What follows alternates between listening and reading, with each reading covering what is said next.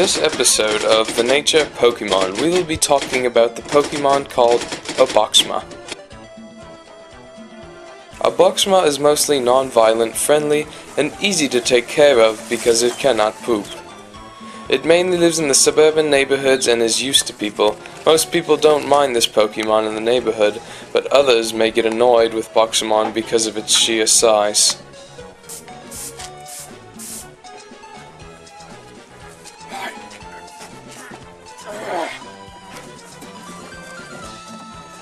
Not many Pokemon bother Oboxma, but there is the occasional exception.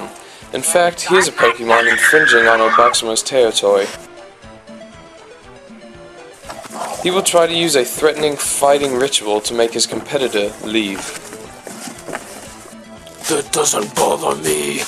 It's not working. Oboxma will have to resolve to fighting.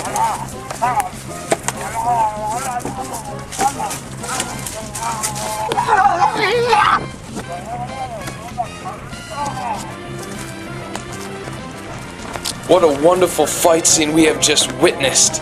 Now that Oboxma has defeated the Pokemon, he will not eat him because he's not a carnivore, but instead he will save him for later and show a possible mate the dead Pokemon as a sign of his superiority.